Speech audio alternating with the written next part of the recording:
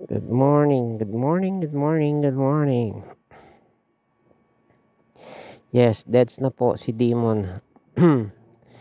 Nilibing ko sa ibabaw ng dalawa ni MK tsaka ni N. Kaya medyo mababaw siya tuloy. Sinabunan ko ng lupa. Nilagyan ko ng malaking troso. Hindi malaking troso. Kahoy. Lagyan ko ng kahoy. Nasusunugan. Yung nakatayo dun sa likod na ukiwara ko. Yan, sinunog ko yun. Ganoon. Sa ibabaw niya. Kahoy para matagal. Yan. Tsaka mga basura na rin sa bahay. Mga karton. Yan. Karton, mabilis lang. Tagal. Hanggang gabi, nakabaga. Yung umapoy na troso, nakabaga pa. Ganun. Kumbaga, nalitsyon lang siya sa loob. Para mamatay yung mong mikrobyo na ikinamatay niya. Nung putya sa tao lang kasi yung vaccine joke yung vaccine na sinasabi ko na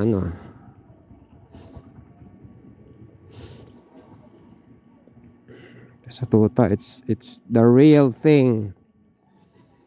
Yung dalawa kasing adult, vaccine ba yun? Nabaksinan ba yun? Hindi pala nabaksinan yung ginamot lang. Pero nabuhay. Naknang. Hindi pala nabaksinan si Apa, ginamot lang. Pero nabuhay. Tsamba-tsamba lang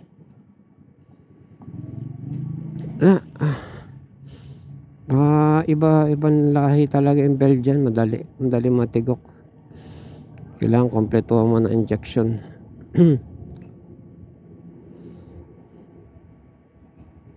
Ewan ko pero wala na, sagad na ako sa budget. Hanggang doon na lang yung lesson ko. Next life na tayo. Marami ang bayarin. Loan ko yun loan. Nutang ko sa sa BPI. Kailangan ko munang mabayaran yung bago ako mag project.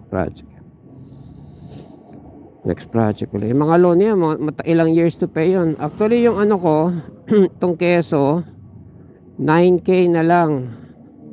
Naghulog ako ngayon, baka mga 8K na lang. So mga ilang hulugan na lang. 18 months to pay yun So, pinautang ako ulit ng mas malaki na pala yung pinautang sa akin, 42.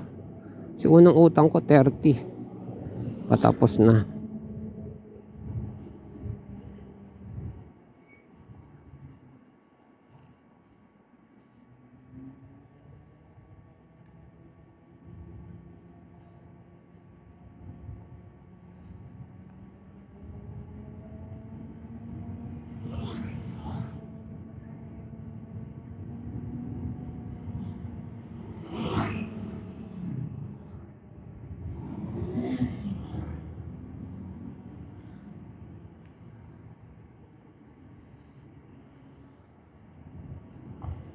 Kasi kaya hindi ako naniniwala sa mga vaccine na yan. Marami naman na na binaksin in hospital na mamatay din. Pero mabuti na lang, maganda yung paliwanag ng doktora kahapon sa YouTube. Sabi, actually hindi niya sinimulan ng vaccine Sabi niya, ganito yung mga sakit. Yan. Basta in-enumerate niya yung mga sakit. Tapos ganito yung mga pwede mong gawin sa mga sakit na yan pag dinapuan yung alaga mo. Yan. Tapos dun sa mga paliwanag niya, lang yan, kumbaga yung lagnat wag mong patataasin. Pag nagtae, painumin mo ng ganito. Pag gininaw, ilagyan mo ng warm compress, mga ganyan. Kumbaga yung symptom lang ang gagamutin mo, pero yung mismong sakit, walang gamot dun sa sakit. Yan, kinlaro niya dun sa distemper, sa ano pa ba isa, parvo, ganyan. Tatlo yung mga sakit eh. Hepatitis, ganyan. Sabi niya, virus kasi yan, hindi, walang pampuksa ng virus na yan, wala pang known medicine. Iaano mo na lang, tawag nito, i-modulate mo na lang yung ano, moderate, basta wag mo na lang hayaang mamatay sa lagnat, sa pagka dehydration, ganyan. Wag mo na lang hayaan mamatay sa ganon, na ano, na tulungan mo na lang makasurvive, gano'n. Kumbaga yung immune system niya, tulungan mo na lang, ganyan. Kasi nga there is no known medicine yet, ganyan. So gano'n.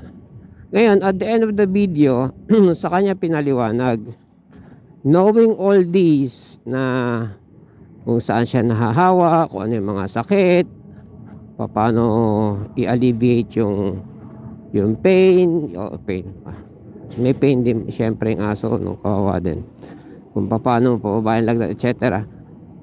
Merong ano dyan, merong prevention dyan, yun yung vaccine. Saka ako naliwanagan ngayon, kasi yung pagkamatay ng tatlo is yung ano eh, yun nga eh, yung focus tayo is yun nga eh, yung virus nga eh, which is real. Mind you, baka nahawa lang siya sa ano, sa chow chow, kasi may chow chow mutain. And as per dun sa clinic, yung vet doon, ang pagiging mutain is a sign of ano, one of the signs of distemper. Baka mamaya may distemper yung chow chow, pero dahil adult na vaccinate na, kaya niya na, pero andun sa kanya yung virus. Kaya pag nadikitan siya ng ano eh, panayang groom pa naman ni Demon kay chow chow, edi nahawaan siya ng ano, ng distemper, kasi na-survive niya yung ano eh, pagtatae, ang dami niya na-survive, except yung distemper, kasi nagpatong-patong na eh. So, malaki lang siya, pero ang bata niya pa 3 months pa lang siya, ano. Kaya tapos pabayaan ko pa, kasi nagpapagawa ako, hindi ko rin naharap masyado. Ang solution nga doon, special alaga for the first 6 months, para kang may babying sanggol na batang tao na babantayan mo, wag mahawa sa iba. Basta ang first step talaga, vaccination, or at least deworm. Marami nagsusurvive na deworming, eh yun mismo hindi ko nagawa. Actually, umorder ako sa Shopee, putsang ina, kung saan man nang kinuha yun, napakatagal, kagabilang dumating hayop. Sarap ihambalos dun sa nag-deliver eh, para sabihin na patay na yung yung ano, patay na yung iinom ng gamot, hayop.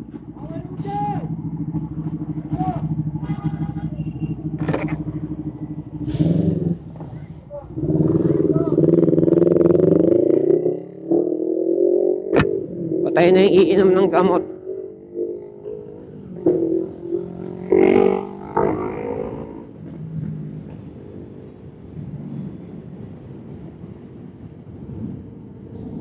Kasi sila yung nag-ano eh, yung mga nag-aaputek. Wala na, malubak na naman. Order na pala ako. Order na ako ng ano. Tsaka mamaya pala itatry ko gasgasan ulit. Gasgasan yung ano, itong bilog. Kasi yung bilog sa ano, yung isang lumang version, yung bilog na kinakapitan nitong ano ko, ang tawag dito, itong cellphone holder, parang golf ball, may mga dimple. Ewan ko kung nakakatulong yon, pero try ko gasgasan ultimong yung ano, yung pang-ipit sa kanya. Kasi ginasgasan ko na yung ano eh, ginuhit-guhitan ko na yung ano eh, yung bilog. Wala pa rin, oh, ganyan pa rin. Plastic kasi yung bilog eh. Either yon or kung ano man, lagyan ko siguro ng ano pa, tawag nun, ng tape. Tape, glue gun, ganun. Lagyan ko ng glue gun. Hindi para dumikit kundi para makapit lang kasi parang goma yun, di ba? Yan mga experiment natin. Pero order na mahal, 400 plus. Lang ko lang 500. Hindi pa free shipping. Pero yun, may shock absorber na yan. Nakakalin lang nga eh kasi sa video nakalagay Motowolf. Sa post niya sa Shopee, walang nakalagay na Motowolf. Tapos titinan ko na lang sa mga bumili, may Motowolf doon sa mga bumili na brand. So yeah, merong ano eh, merong pampalito factor eh. Siyempre nagbayad ka na rin lang ng malaki, ng mahal, dapat yung branded na. So, marami na akong mga nagamit na non-branded eh, sayang lang pera eh. Actually nalalaglag yung cellphone ko sa non-branded. Yun na lang, may gulay board. Doon ako sa C5.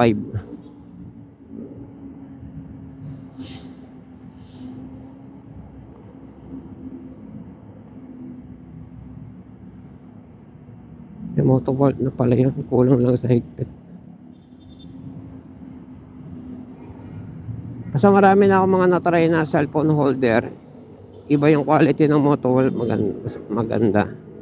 So, sulit yung perang in-invest mo. Ganun.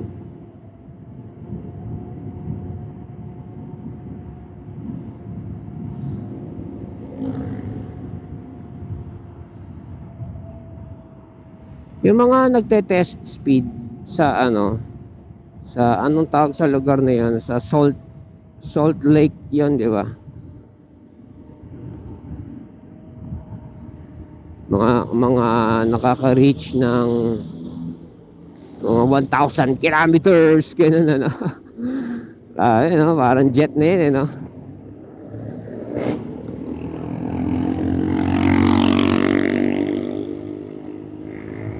Anong chance na sumemplang ka doon, ano? Wala naman lubak doon, pakalawak nun. Ang gastos pati nun kasi susundan ka ng camera eh. Siyempre matulin din dapat yung camera. Ano, sasakyan ng nakakamera? That's the saying, the cameraman never dies.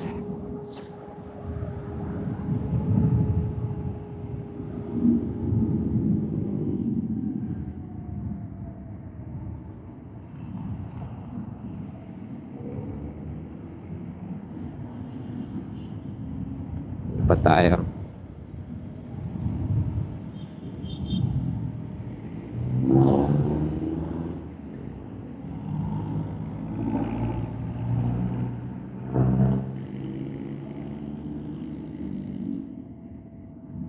Dalawa yung mount nito eh. Actually, the very first ano ko ng keso, mga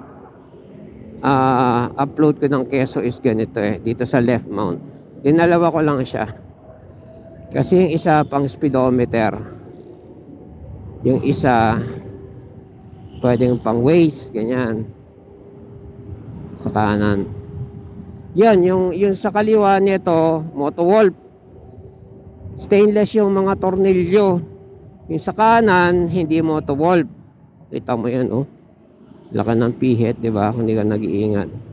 Malaki talaga pihit niya kasi mahaba yan.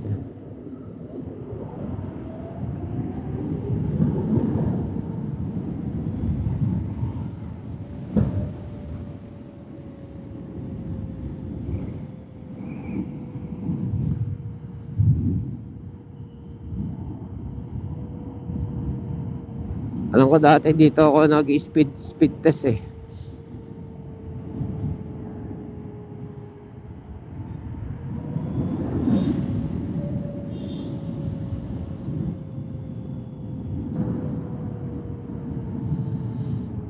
What are the odds na sasemplang ka kapag nag-fishtail ka? Hindi mo na control, out of control kasi yan.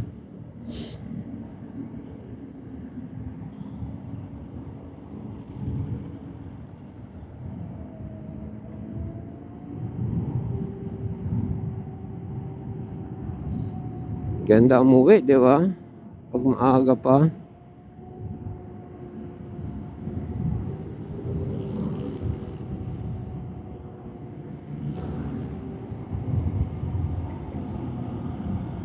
Kumusta kaya yung performance ng RCB? Kasi kung racing siya, matigas siya. Racing eh.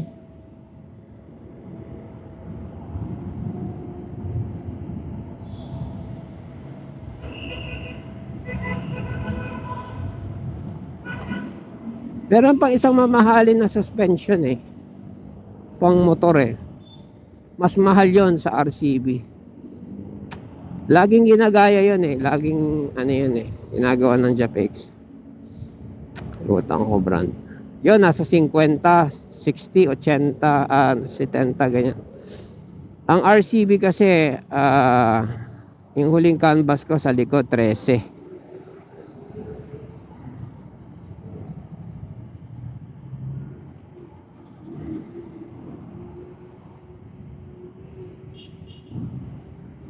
So, ano kaya performance, no? Tapos yung mamahali, yung tig 50, may nag-upload ng ng repacking ba tawag doon? Repacking ng oil. Ang dami niyang parts. Tsaka premium yung mga parts niya, yung mga parang stainless na washer, mga ganon sa loob. Ang dami niyang parts. Parang pinatong niya sa table eh. Nilinisan niya isa-isa. Dami niyang parts para sa shock absorber.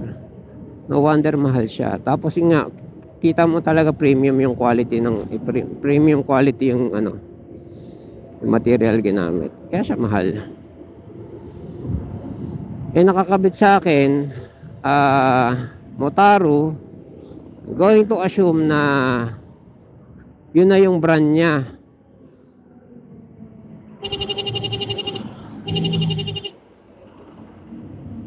Going to assume na yun na yung brand niya.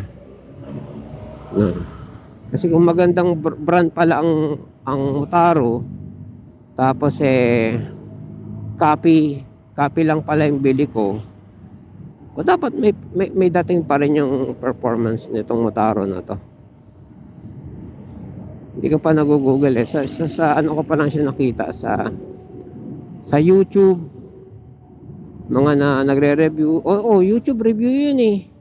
Sana sinabi na nila na ito, Japex ito. No? Ang dami ko nang napanood na review ng Motaro eh. Wala nagsasabi na ito class A lang to. So kaya I am assuming na yung Motaro na ito ay own brand. At ako dito sumiksik.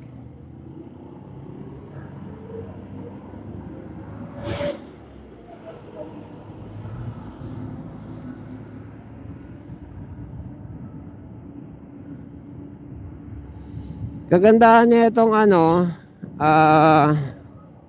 yung switch niya nandito na sa kaliwa, tapos nakakapa ko na-utilize ko is hindi na ako obligado na nakatres. Kasi pag obligado ako nakatres, laging nakatres, ang hirap. Tapos magkukwento si teacher, malikot si teacher, gano'n. Ang hirap. Kaya kami nagkakasigawan eh. O ngayon, pwede kong i-chill mode lang, 2. Ganyan, 1, ganyan, Pag overtake, pag maluwag, saka ko lang ititres. Talagang lumiliyad talaga kami. Niingatan ko pa rin yung bira, yung pihit ng silinyador. Lakas na ito. Hindi ko pa siya natutodo, hindi kagaya yung dati na naitotodo ko. Malakas ngayon dahil nailabas niya yung full, yung hindi naman full, pero yung potential, yung true potential niya na 60% eh. Ganun, malakas. I think ito na yung gamit nila nila Bugok sa vlog nila na sumisibak na talaga, sisibak talaga ng NMAX. Isang diretsuhan lang, Wala yung ganitong liko-liko na iwas-iwas sa ano sa mga sasakyan Pero tsuhan lang, hindi manalo NMAX dito. Oo lang. Kasi ilang beses na ako in-overtake ng NMAX sa ADB. Yung talagang galit na yung makina. Oh. Ako sa ADB, hindi naman ako nangangarere. Takbong pogi lang talaga ako mag-drive sa ADB. Hindi ko naman motor yun. Kaya kalkulado ko yung takbo ng NMAX. Malay ko ba, baka yung umu-overtake sa akin, kargado na yun. Tapos ito, knowing ito, iba yung hatak nito. Baka nga mag-dos lang to. Mang-iwan pa sa NMAX to kahit dos Lakas kaya ng dos nito.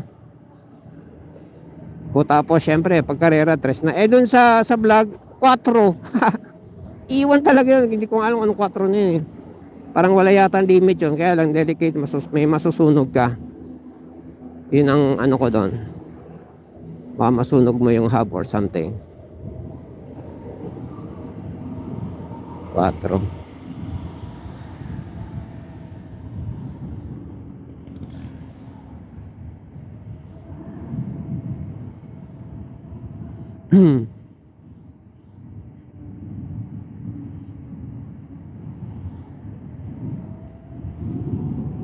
Ano? Performance ito ang layo. Sa ADB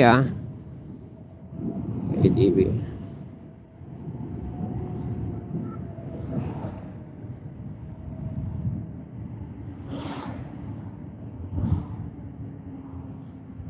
Tingnan natin makarekta tayong U-turn dito. Yan rekta.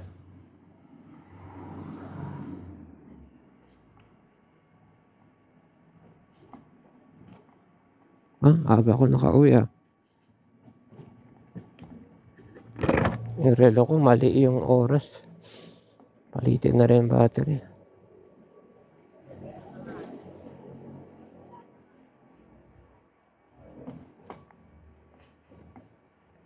Maganda pati ginawa ni dito ni Paul. Si Paul, totoo lang maganda yung trabaho niya. Ginawa ni Paul dito yung yung tawag na ito.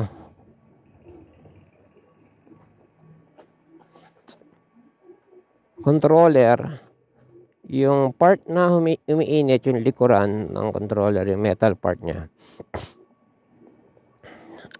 Dinikit niya sa bakal sa chassis. Tapos maganda yung pagkakalapat. Ako nga, pwede pa lagyan ng thermal paste Pero dinikit niya doon. And then in-explain niya, sabi niya, yan? Yan ang ideal kasi i-dissipate ng chassis yung init ng ng controller, sabi ganun. Plus may fan ka pa, edi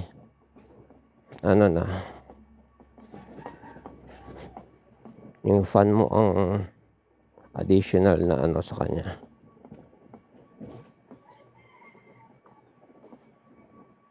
Pang-dissipate ng heat. Wala nang makulit. Yun lang. Wala na tayong taga salubong. Kami si Demon.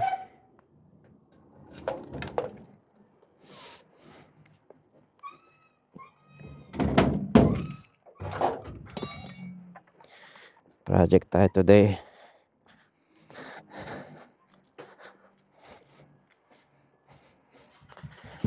Project. Ganda ng tunog